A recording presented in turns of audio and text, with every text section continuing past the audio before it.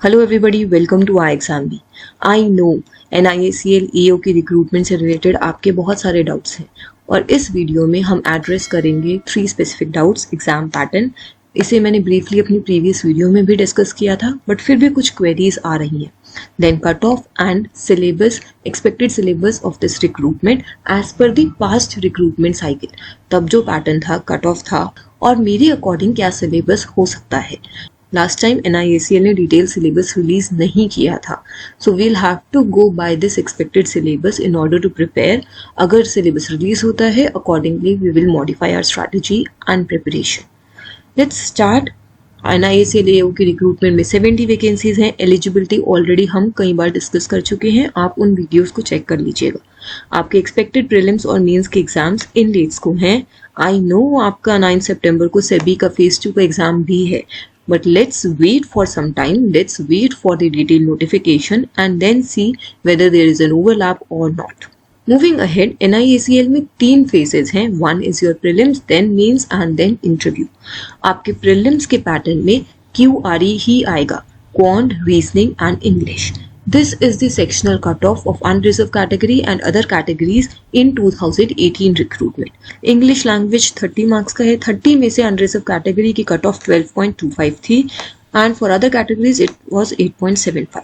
Then reasoning ability में 5.75, 2.75 and then quantitative aptitude में 4 and 1.5. This was the sectional cutoff. इन्हें आप add करेंगे तो आप ओवरऑल कट ऑफ तक नहीं पहुंचेंगे।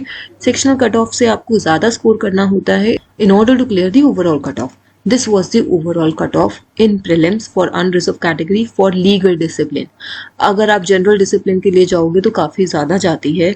This was for legal discipline, unreserved category की 36.25 कट ऑफ थी, OBC की 16.75, SC की 20.25 and ST की 14.5. Now let's move to the phase 2, that is mains.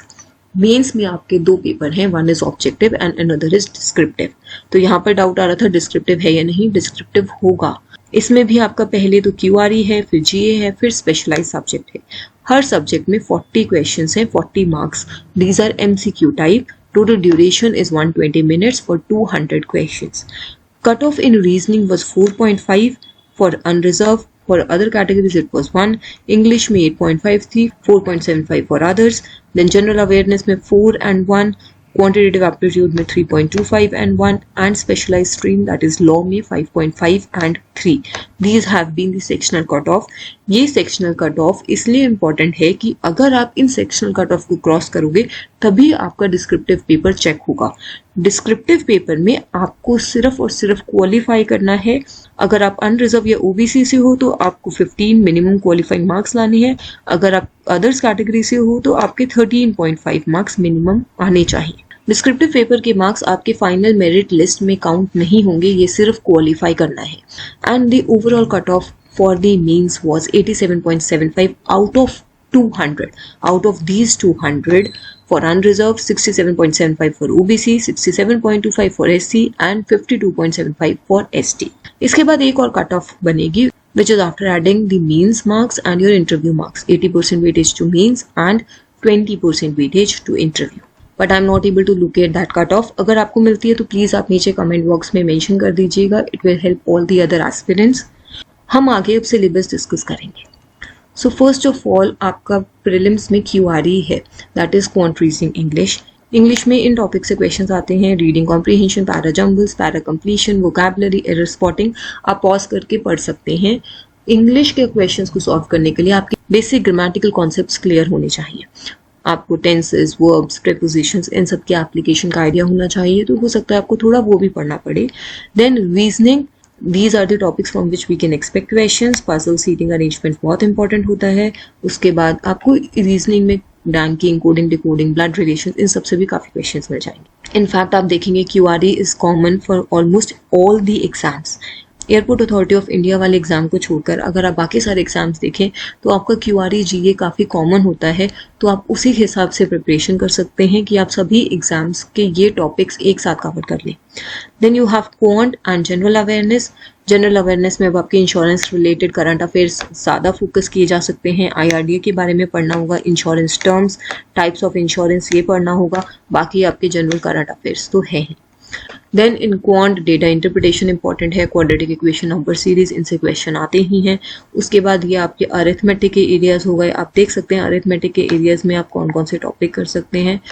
सी, आपको कट ऑफ क्लियर करनी है, आपको फुल मार्क्स नहीं लाने हैं और आपको सेक्शनल कट ऑफ क्लियर करनी है, तो उसके अकॉर्डिंग प्रिपेयर कीजिए। आई विल नॉट से कि क्वांट में सब कुछ छोड़कर जाइए, बट कुछ टॉपिक्स आप सेलेक्ट कर सकते हैं to leave out and you can study from the remaining.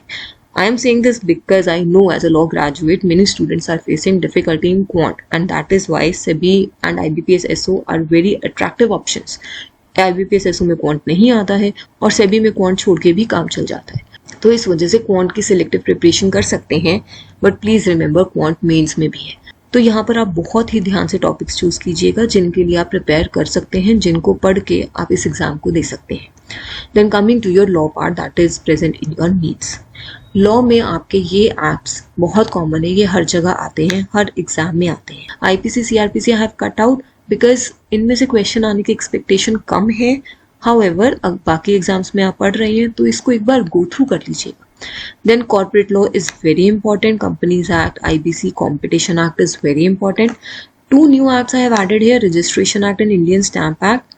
Why I have added this? Because NISL का syllabus तो out नहीं होता है, but GIC-RE, General Insurance Corporation, Reinsurance Company, उसके syllabus में registration और Indian Stamp Act mention होता है, and that is very important there. So I think insurance में आपको इनको एक बार देखना पड़ेगा.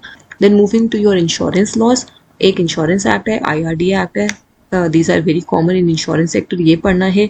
General insurance business nationalization act very important, इसी से NIACL को स्टैट्यूटरी रिकॉग्निशन मिला था। इस एक्ट से पहले लगभग 100+ जनरल इंश्योरेंस कंपनीज थी, but after this act only 4 insurance companies were there and the rest were merged with them. Then IRDA regulations are important, Motor Vehicles Act 1988 is important, redressal of public grievance rules with respect to insurance sector, आप इसको भी एक बार briefly देख सकते हैं। So I am expecting this would be the most likely syllabus for NIACL AO. अब यहाँ पर I want to tell you one thing, आप अपकमिंग एग्जाम्स के लिए प्रिपेयर करने का सोच रहे हैं तो एक तो आपके लिए NIACL AO बहुत अच्छी अपॉर्चुनिटी है, IBPS SO लॉ भी आएगा, that is also a good opportunity. Then GIC-RE is also expected in the upcoming months, तो वो भी आपके लिए बहुत अच्छी अपॉर्चुनिटी होगी। सेबी के लिए अगर आपने फॉर्म भरा है तो आप ऑलरेडी उसके लिए अपीयर हो रही हैं। इसके अलावा airport authority of India junior executive law, उसमें लीगल का कुछ टॉपिक तो कॉमन होगा, उसमें जो QRE आता है, मैथ्स आता है, वो SSC लेवल का आता है, तो उसको उसके अकॉर्डिंग प्रिपेयर करना, उस टाइप के क्वेश्चंस प्रैक्टिस कर लीजिएगा। कॉन्सेप्ट तो कॉमन ही होता है। प्रीलिम से रिलेटेड प्रीवियस ईयर क्वेश्चंस और मॉक टेस्ट आपको हमारी वेबसाइट में मिल जाएंगे। You can attempt these, you can check out what kind of questions came in NIACL 2019 and 2021 exams. So that's all in this video. अगर आपकी कोई भी क्वेरीज, कोई भी डाउट्स हैं, आपको इस कोर्स की रिक्वायरमेंट है, आपको कुछ भी गाइडेंस चाहिए, तो डिस्क्रिप्शन में एक गूगल फॉर्म अटैच्ड है, fill that Google form, mention your queries and I'll try to get back to you. We at iExamB help you prepare 50% faster with a crisp and concise content. Subscribe to our channel. Stay tuned. Thank you.